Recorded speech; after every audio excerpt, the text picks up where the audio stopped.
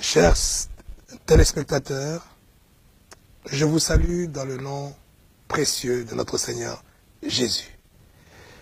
Nous voici encore dans notre émission, dans votre émission. On ne nous dit pas tout. On ne nous dit pas tout, c'est une émission que nous avons mis en place par la grâce et par l'inspiration de notre Seigneur afin de porter des réponses aux questions que vous vous posez, aux questions que les chrétiens se posent et les non-chrétiens aussi. Toutes les questions que vous posez sur la vie, sur le Seigneur, sur Dieu, sur la Bible, nous sommes là par la grâce de Dieu pour vous apporter une lumière, pour répondre.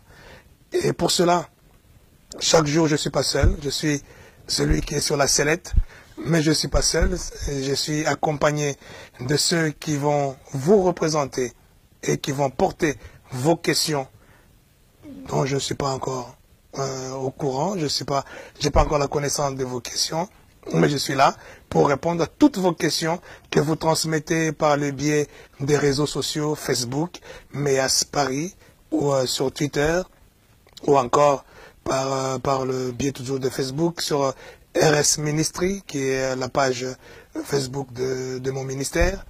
Et voilà, donc n'hésitez pas à nous écrire, n'hésitez pas à nous faire parvenir vos questions, vos interrogations. Et nos chers journalistes auront le plaisir de vous représenter et de me poser des questions auxquelles je prendrai aussi un grand plaisir, par la grâce de Dieu, d'essayer d'apporter la lumière. Je vous présente déjà, je m'abandonne entre les mains de Kelly. Bonsoir. Et de Teddy. Bonsoir. Voilà, je suis à vous. Merci prophète, c'est toujours un plaisir de vous recevoir sur ce plateau. Comme vous l'avez dit, on bénit le Seigneur que vous puissiez encore jouer le jeu avec nous. On vous pose des questions, vous répondez humblement. Tout à fait. N'est-ce pas Teddy? C'est ça. Donc, comme vous le savez, public qui nous avait suivis lors des précédents épisodes, le prophète nous avait invité, vous et nous aussi, à sa grande campagne École de guérison qui a eu lieu, prophète, samedi dernier, samedi 12 novembre. Le samedi 12. Au Palais de la Femme à Paris. Alors, prophète, avant de rentrer dans le vif du sujet qui est la guérison, quelle est votre impression suite à cette campagne? Quel est votre ressenti après avoir donné de vous-même ce jour-là? Est-ce que pour vous c'est un succès, c'était une réussite? L'organisation, sans trop rentrer dans les détails parce que sinon vous allez tuer nos questions. Déjà, comment vous vous sentez juste après une telle campagne? Bon, je ne parlerai pas en termes de succès. Surtout pas l'organisation, je ne parlerai pas de l'organisation en termes de succès ou de pas de succès, mais tout simplement je dirais que l'essentiel était déjà que ce soit organisé et Dieu était au rendez-vous, c'est ça qui est le plus important. Le Seigneur était au rendez-vous, de toute façon il est toujours au rendez-vous, quand on l'invite, quand on invite le Seigneur, il est toujours présent et il était présent ce samedi 12 novembre dans l'école de guérison. Comme ça donne son nom, école de guérison, il y a eu l'épreuve de l'école et de la guérison. Prophète, il prend les devants sur pas mal de questions, mais c'est pas grave. On en a plein encore en stock.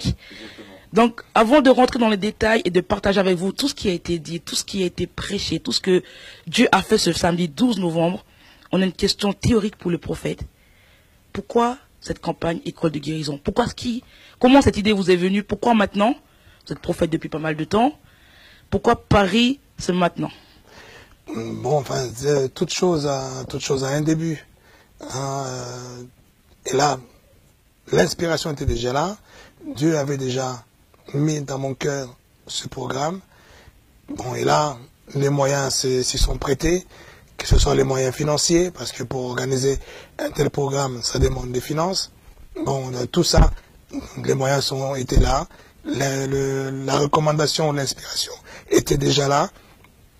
Bon, les circonstances ont fait que c'est là. Enfin, c'est un programme Paris pour Christ, un programme que Dieu m'avait mis à cœur d'organiser chaque année. Il y aura toujours un Paris pour Christ, mais les thèmes seront différents d'année en année. Mais pour cette année, pour Paris pour Christ 2016, organisé par RS Ministry et en collaboration avec Méas Paris. Donc cette année, c'était l'école de guérison.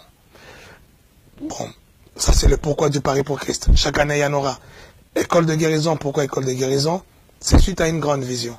Une grande vision que le Seigneur m'avait donnée cette année sur l'évangélisation d'une manière générale, ici en France. Dieu m'avait montré que Dieu veut amener maintenant la France dans une dimension de croire en lui, de croire en ce qu'il est capable de faire, de croire en son amour, que la France soit sauvée, que la France soit impactée par ce que Dieu a fait à la croix, et cela passe par des miracles, par des guérisons, et des guérisons qui ne sont pas faites seulement par des hommes de Dieu, mais des guérisons qui seront faites par tous ceux qui croient. Parce qu'il a dit, voici les miracles qui accompagneront ceux qui auront cru. Alors ceux qui auront cru, ce n'est pas que des pasteurs, ce n'est pas que des prophètes. Tout le monde, tout chrétien, tout celui qui a cru est capable de voir les miracles qui l'accompagnent. Voilà. Prophète, c'est un peu risqué parce que si j'impose la maladie, la mal à la tête, sois guéri. Ça passe? Ça passe si tu le fais. Si tu le fais avec foi, si tu le fais avec foi, parce que c'est ceux qui croient. Voici les miracles qui accompagneront ceux qui auront cru. Si tu crois et que tu le fais avec foi, tu verras les miracles qui vont suivre. D'accord. Bon, Teddy, je crois que tu es guéri. Amen. Prophète, Teddy a une question pour vous, donc je lui laisse la parole. C'est avec plaisir que je vais répondre. Oui, très bien. Donc du coup, cette campagne de guérison a finalement un double but. Donc comme vous l'avez dit, la France, le grand thème de cette année, c'est Paris pour Christ. On a à cœur de gagner la France, et Paris qui est vraiment un symbole et qui est un peu un centre. Tout à fait. À de nombreux niveaux.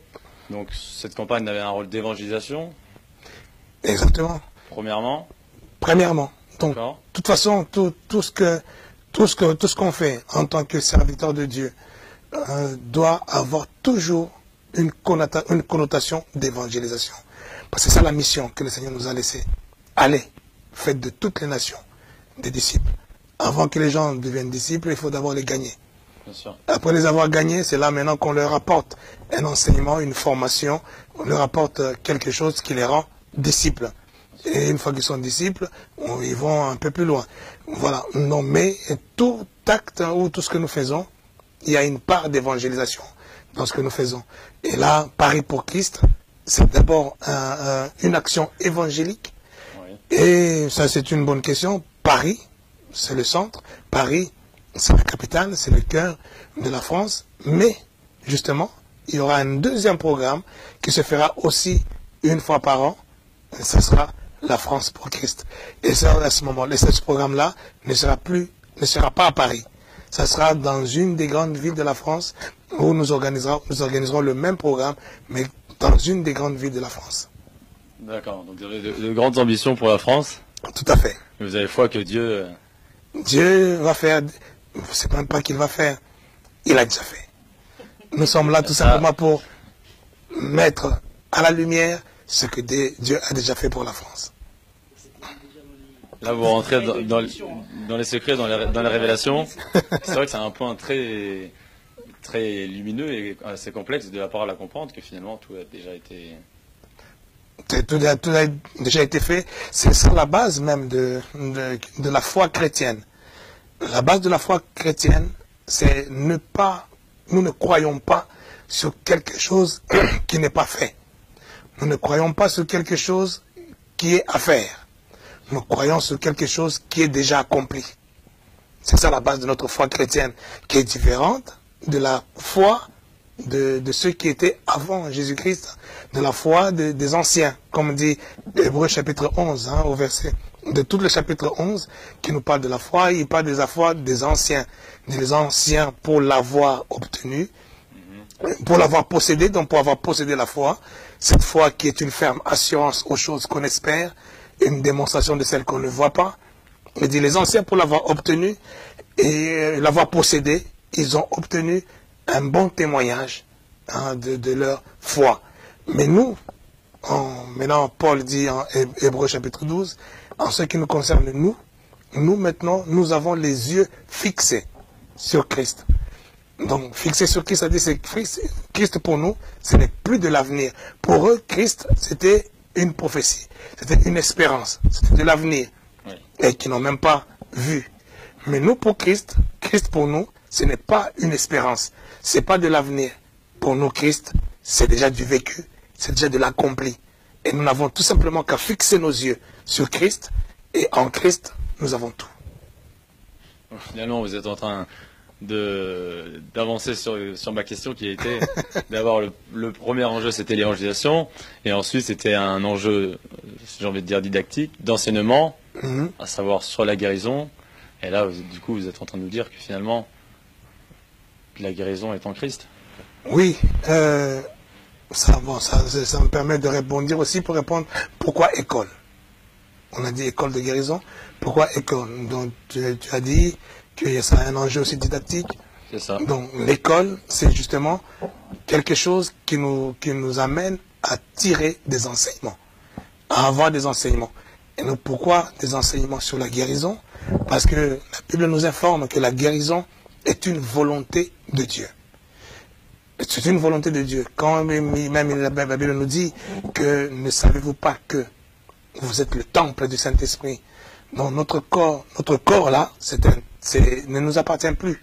À partir du moment que nous sommes devenus chrétiens, notre corps ne nous appartient plus. Il appartient au Saint-Esprit. Et ce corps, quand il est malade, s'il devient malade, donc c'est l'affaire qui concerne le Saint-Esprit. Le Saint-Esprit, c'est Dieu. Alors le Saint-Esprit, c'est la volonté du Saint-Esprit, c'est d'avoir un corps sain. Tout comme la volonté de chacun de nous. Chacun a une maison. Vous habitez quelque part, vous avez votre maison et vous voulez bien avoir votre maison propre, votre maison soignée.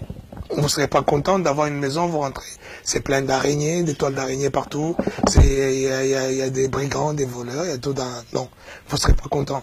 C'est votre responsabilité de tenir votre maison propre et saine. Et c'est pareil, le Saint-Esprit, il veut tenir sa maison, son temple, propre et sain. Voilà. Et partant de cette volonté-là, ça veut dire qu'une maison saine, c'est une maison sans maladie. C'est une maison bien tenue. Une maison où il n'y a pas, c'est pas une caverne de brigands, où il y a tous les péchés de toute nature qui circulent et puis qui y règnent. Voilà. Le prophète, il a déjà bien avancé dans son message qu'il a prêché ce samedi à l'événement. Nous, on y était, c'est pour ça qu'on prend plaisir encore à réécouter ces choses.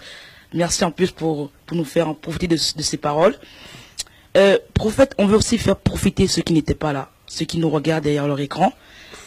Parce que là, vous êtes déjà rentré à 2 pieds dans le message, en nous disant déjà que la volonté du Père, de Dieu, c'est que le corps, que nous sommes le temple, soit sain. Donc pas de maladie, pas de problème, pas de soucis. Mais revenons sur la foi que vous avez dit tout à l'heure, que les signes qui accompagneront ceux qui ont cru, c'est de vivre les miracles, non la guérison. Donc on va revenir sur la foi. C'était, je crois, la clé de la guérison, la clé du message. Ouais. La foi, est-ce que vous pouvez juste redéfinir pour ceux qui nous regardent, la foi en quelques mots? La foi, et pourquoi la foi s'amène à la guérison?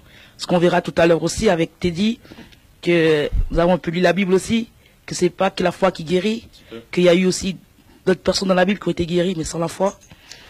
Oui, tout à fait. Alors, la guérison, j'aime bien rappeler tout simplement que la guérison, premièrement, la guérison, c'est la volonté de Dieu.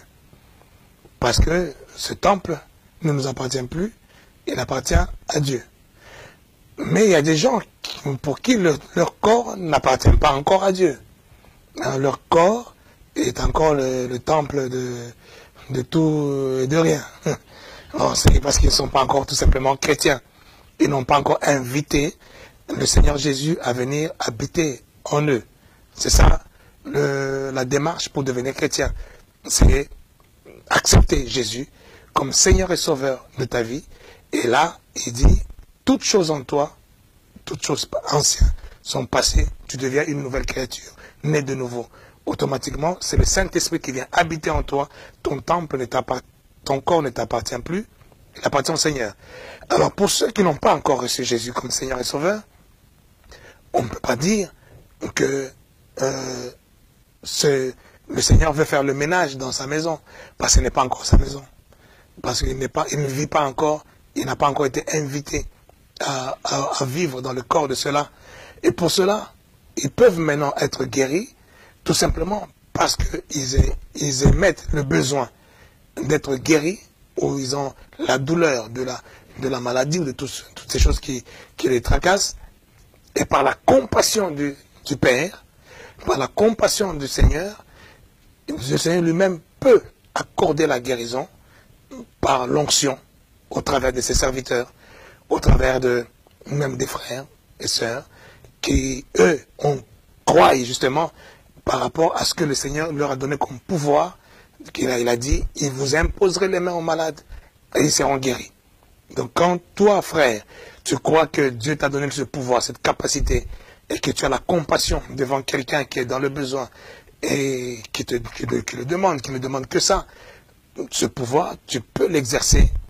Et maintenant, là-dedans, il y a justement, c'est comme par l'onction. L'onction qui est déclenchée par ta foi.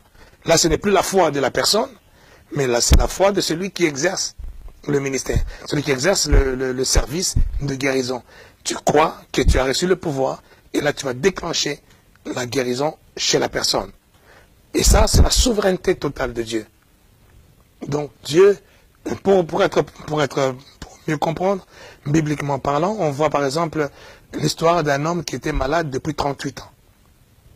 Il s'est retrouvé dans la piscine dite de Bethesda, cette piscine où il y avait apparemment l'eau de la piscine bougeait, et quand ça bouge, c'est un ange qui bougeait l'eau, et la première personne qui s'est jetée dans l'eau recevait la guérison.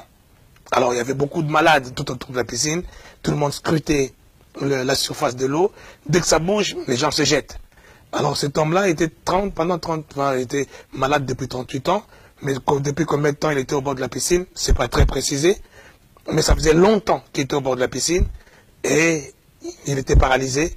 Personne, il fallait que quelqu'un puisse le jeter dans l'eau.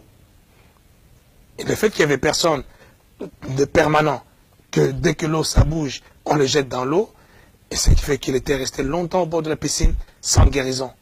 Et nous voyons que le Seigneur Jésus, il vient dans la piscine, anonymement, personne ne le connaît, enfin les gens ne le connaissent pas, en tant que Seigneur, en tant que Jésus, le Seigneur, le guérisseur. Il arrive, il s'approche de cet homme, il lui dit, il pose la question, que veux-tu? Il dit, non, je vais être guéri, mais là, je suis là depuis longtemps, il n'y a personne pour me jeter dans l'eau et tout ça.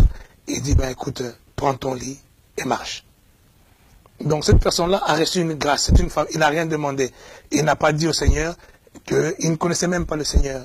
Il ne pouvait pas mettre une foi, que j'ai la foi, que tu vas me guérir et tout ça, non. Il ne savait même pas. Il dit simplement, non, moi je suis là parce que j'attends que quelqu'un me jette dans l'eau pour que je guérisse. Le Seigneur lui dit, allez, lève-toi et marche. Donc ça, c'est la volonté du Seigneur. Cette volonté-là, pourquoi le Seigneur ne l'a pas fait à tout le monde là? Il y avait plein de malades. Pourquoi il n'a pas guéri tous les malades qui étaient là? Il n'a guéri que cet homme-là. Donc on peut dire c'est aléatoire. En fait, c'est tout simplement par la grâce, la bienveillance de Dieu. Il fait ce qu'il veut, au moment où il veut, il te guérit. Et s'il faut compter sur ça, s'il faut compter sur cette seule bienveillance, tu risques d'être comme tous ceux qui étaient au bord de la piscine et qui attendaient aussi des guérisons, mais qui attendaient l'eau bouger. S'il fallait même attendre l'eau bouger, que ça bouge, la Bible dit que c'est la première personne qui se jette dedans qui est guérie. Et si tant est que tu étais à côté, dès que ça bouge, tu te jettes. Une seconde avant, il y avait quelqu'un qui avait déjà touché l'eau. Tu n'es pas guéri. Tu vois, là encore une fois, c'est pour démontrer, pour faire ressortir que la guérison par l'onction, la guérison par ce moyen-là, c'est une guérison aléatoire qui est faite seule sur la bienveillance de Dieu, d'une manière aléatoire.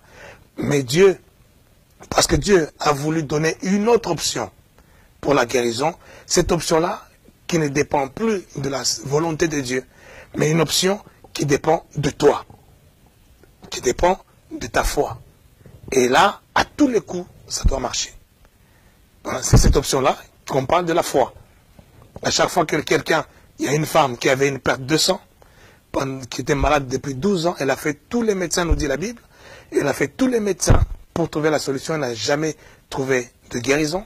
Quand elle a vu le Seigneur, Elle s'est dit elle-même, si je vais toucher la robe du Seigneur, je serai guéri.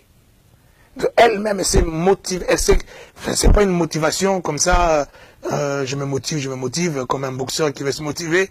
Non, c'est une motivation profonde. Je dis, je crois avec certitude que cet homme-là, d'après ce que j'ai entendu de lui, que cet homme-là, c'est un faiseur de bien. Il parcourait toutes les villes et guérissait tout le monde. Et si j'arrive à toucher sa robe, je suis sûr que je serai guéri. Là maintenant, c'est pas le Seigneur qui vient toucher. C'est pas le Seigneur qui vient proposer à la femme d'être guérie. C'est elle qui décide et qui par la foi suit le Seigneur et touche le Seigneur qui était même pas au courant qu'il y a quelqu'un qui vient me toucher pour être guéri. Et elle a été guérie. Et plusieurs fois, beaucoup de gens se sont approchés du Seigneur. À chaque fois que les gens se sont approchés du Seigneur eux-mêmes pour trouver la guérison, le Seigneur disait, ta foi t'a guéri. Et ça, c'est le moyen d'être guéri par excellence où tout le monde. Enfin, un moyen qui est donné, qui est ouvert à tout le monde. C'est pour cela qu'on insiste sur la foi. Et on enseigne sur la foi. Ok, prophète. La foi guérit. Et c'est pour tout le monde. À partir du moment où on a reçu Jésus, on a la foi, on a reçu l'assainissement du corps parce que on est témoin du royaume qui est Christ. Comment expliquer alors que dans les églises aujourd'hui, on trouve des gens malades, on trouve des gens atteints du sida, on trouve des paralytiques, on trouve toutes sortes de maladies dans les églises. On impose les mains, les serviteurs de Dieu imposent les mains, mais les gens restent malades. Oui, ça c'est... déjà à ça, je peux répondre premièrement, la foi. En revenant sur la foi, beaucoup disent j'ai la foi. Mais en fait, c'est pas parce que quelqu'un dit j'ai la foi qu'il a réellement la foi.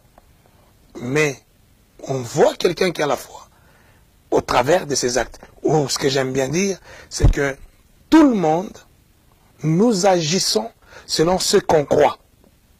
Mais tout le monde ne croit pas toujours en ce qu'il dit.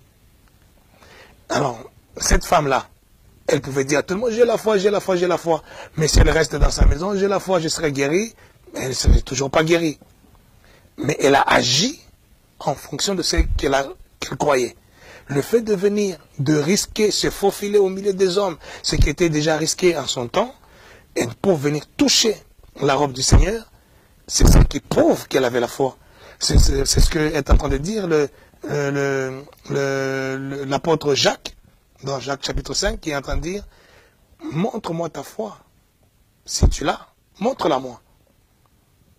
Est-ce que tu peux la montrer? Non. Si ta foi, c'est juste, oui, j'ai la foi, mais elle est où? Tu ne peux pas me la montrer. Il dit, mais moi, je peux te montrer la mienne au travers de mes œuvres, au travers de mes actes posés. Alors, quelqu'un peut être à l'église, j'ai la foi, mais en fait, elle est à l'église par formalité. Parce que tout simplement, on dit que c'est à l'église, les gens guérissent, il est là. Mais quand tu te vois l'homme de Dieu, tu te dis, mais est-ce que c'est lui? Mais même si tu te poses même pas cette question-là, mais quand tu as réellement la foi de la guérison, il y a un acte qui va se poser. Tu vas déclencher quelque chose. Tu vas toi-même provoquer quelque chose pour tirer ta guérison. Et c'est ce qui manque beaucoup à beaucoup de gens qui sont dans des églises, mais ils sont là, ils disent que j'ai la foi. Mais en vérité, il n'y en a pas. J'aime bien, entre parenthèses, parlant justement de la foi ou de la croyance. Hein. Et beaucoup de gens, par exemple, beaucoup de chrétiens disent qu'ils croient que l'enfer existe. Donc, tout le monde croit que l'enfer existe. Enfin, tous les chrétiens, quand tu poses la question, est-ce que l'enfer existe? Oui, l'enfer existe, la Bible dit que l'enfer existe. Mais est-ce que réellement tout le monde croit que l'enfer existe? Mais nous voyons par les actes. Si tu crois réellement que l'enfer existe, nous voyons par ce que tu fais. Est-ce que tu commets des péchés? Est-ce que tu fais des choses qui sont censées t'amener en enfer? Mais quand tu les commets, c'est que quelque part tu ne crois pas. Malgré que tu as dit que tu croyais, mais en vérité tu n'y crois pas. C'est ça la foi. Deuxièmement, maintenant on parle en dehors de la foi. J'ai parlé tout à l'heure de la guérison par la bienveillance, par la volonté de Dieu de guérir quelqu'un malgré son manque de foi. Et ça, cette bienveillance, j'aime bien quelqu'un Catherine Kuhlman qui disait dans une interview, Catherine Kuhlman, c'est une référence en matière de servante de Dieu qui avait travaillé beaucoup dans la guérison, dans les miracles. Elle disait à la télé, hein, dans son temps, elle disait, quand je vais aller au Seigneur, quand je vais mourir, quand je verrai Dieu, je lui poserai 2 questions. Première question, je lui demanderai pourquoi tout le monde n'était pas guéri dans mes campagnes, dans mes services de guérison, pourquoi tout le monde ne guérissait pas. Ça, c'est la première question. Une deuxième question, je lui demanderai pourquoi les gens guérissaient, alors que moi, je pointais tout simplement mon doigt après quelqu'un guérit. Qu'est-ce qui se passait? Pourquoi il guérissait? Ouais, c'est 2 questions qui résument un peu tout. Ça résume le fait que certaines personnes ne guérissent pas parce qu'on ne connaît pas. On ne sait pas tout. On ne maîtrise pas tout. Dieu est souverain. Seul Dieu sait pourquoi un tel, pourquoi pas un tel. Seul Dieu peut savoir. Nous connaissons en partie. Et nous prophétisons en partie, comme dit la Bible. Ça, c'est un. Deuxièmement, même quand nous imposons les mains, les gens guérissent. On ne maîtrise pas. On ne sait pas ce qui se passe. Nous ne sommes pas des chirurgiens. Nous ne sommes pas des généralistes ou des spécialistes de telle ou telle pathologie. Mais c'est Dieu qui opère. Mais il opère tout simplement parce que nous mettons la foi en cela. Et le reste, c'est Dieu qui agit. Amen. Amen, amen. Ah, ça vous embouche un coin, ouais. Ouais, tout à fait. On ressent et on écoute en fait en même temps. Donc, Surtout toi. Surtout moi, oui, on a tous besoin d'apprendre et de guérison. Donc finalement, la guérison en fait répond à plus ou moins une double problématique, à savoir déjà, c'est un vrai outil pour démontrer la puissance de Dieu et pour, comme on disait, premièrement pour évangéliser, pour convertir les gens. Exactement. La guérison, premièrement, c'est un bon outil, comme tu as dit, pour démontrer la puissance de Dieu. Deuxième, cette puissance de Dieu qui va pousser les gens qui va les attirer. Est-ce qu'on a encore besoin de cette puissance aujourd'hui? Parce qu'on est un peu dans une ère où dans l'ère des dernières technologies, des avancées de la médecine. Oui, non mais est-ce que l'homme a encore des problèmes en fait? Parce que si on n'en avait plus besoin, si on n'avait plus besoin de cette puissance, il n'y aurait plus de malades. Et la médecine serait à 100% dans la réussite. Or, nous savons très bien que la médecine ne réussit pas à 100%. Peut-être même pas à 50%. Parce que beaucoup passent par les hôpitaux. Bien sûr. Et ils trépassent dans les hôpitaux. C'est vrai. C'est pour ça justement qu'il y a beaucoup de médecines parallèles qui se développent de plus en plus. Exactement. Et les gens ne le disent pas. Et dans les médecines parallèles qui se développent de plus en plus, nous voyons des médecines inexplicables, qui sont plus très scientifiques. Tout à fait. Aujourd'hui, beaucoup de médecins, par exemple, commencent à développer même le traitement par hypnose, par exemple. Oui, de plus en plus. De plus en plus, beaucoup de médecins commencent à accepter l'hypnose dans leur traitement, Alors, l'hypnose, qui peut m'expliquer l'hypnose? C'est quoi, en fait? Scientifiquement parlant, ça veut dire quoi? Tout simplement, on comprend que tout ça, c'est une grande porte ouverte. Des choses que nous faisons par la puissance du Saint-Esprit, par la puissance du nom de Jésus, nous faisons ce que les médecins sont en train de se tuer encore aujourd'hui à essayer de comprendre. Que par l'hypnose, par le magnétisme, par toutes ces choses-là. Mais nous le faisons simplement par la foi. Donc c'est la puissance. Aujourd'hui, en fait, le monde, pourquoi le monde a besoin, où Dieu permet que nous puissions faire de l'évangélisation par la guérison, par les miracles? Parce que s'il y avait un autre moyen pour que le monde sache que Dieu est Dieu, le soleil nous le prouverait, la lune nous le prouverait, les astres, les plantes, les animaux, toute la nature, l'humain même. Nous sommes une machine exceptionnelle. L'homme est une machine hyper perfectionnée. D'ailleurs, Paul en parle de ça, justement. Justement, Paul le dit. Il parle, justement, il explique que les hommes, en ayant vu la beauté de la création, voilà. Logiquement, dans un sens... Logiquement, en ayant contemplé toutes les merveilles de la création, l'homme devrait être épaté et dire « Waouh, Dieu est grand ». Mais nous voyons que toutes les merveilles de la création n'arrivent pas à convaincre ceux même, par exemple, ceux qui se disent même athées. Il y en a même qui se disent non, ils ne croient en rien. Il y en a qui s'appuient sur la théorie de Darwin en disant, voilà, ça, c'est le monde, c'est une évolution. Et c'est même absurde de penser qu'une telle machine humaine, avec toute la perfection qui est dans l'homme, que la technologie n'arrive même pas à reproduire aujourd'hui. Cette machine, crois que cette machine, c'est l'objet d'un hasard, où tu prends 2 larves, 3 bouts de terre, et tout ça, tu le mets dans une boîte, tu secoues, tu enterres ça pendant 10 000 ans, et puis là-dedans, il en sort un être intelligent, un être parfait. Comme ça, comme par hasard, déjà ne serait-ce que penser, c'est un peu absurde. Oui. Mais voilà, cette absurdité-là, on la voit même chez les intelligents, des intellectuels, qui croient à cette absurdité. Il y a un livre qui parle bien de ça, ça s'appelle « Il faut plus de foi pour être athée ». Ça, j'aime bien ça. C'est qu'il faut beaucoup plus de foi pour être athée que pour être chrétien. Voilà. Et alors Dieu, justement, ça c'est Dieu a fait exprès. En fait, c'est Dieu qui a voulu ainsi. Il a voulu que toutes ces choses ne puissent pas être le moyen par lequel le monde reconnaisse sa déité. Voilà. Dieu a voulu que le monde puisse reconnaître sa puissance et sa déité au travers de l'Église, au travers des chrétiens, au travers de la puissance que l'Église développe dans la guérison, dans les miracles, dans la bénédiction, dans toutes ces choses que nous faisons qui sont incompréhensibles par l'humain, mais venant de l'humain à l'humain. C'est le moyen par excellence. En parlant de puissance de Dieu, de la manifestation de cette puissance, revenons à la campagne du 12, est-ce qu'il y a eu justement manifestation de cette puissance? Est-ce qu'il y a eu des guérisons? Est-ce qu'il y a eu des témoignages? On veut aussi que ce public-là puisse avoir cette bonne nouvelle et qu'il puisse aussi croire justement, parce que c'est ça l'évangélisation. Tout à fait. Non, il y a eu beaucoup de témoignages. Bon, malheureusement là, ils ne sont pas là pour en témoigner, mais nous sommes en train de mettre en place un suivi dans lequel nous allons recueillir plusieurs témoignages que nous représenterons encore dans des émissions. Je dirais même qu'il y a eu des témoignages avant même le 12.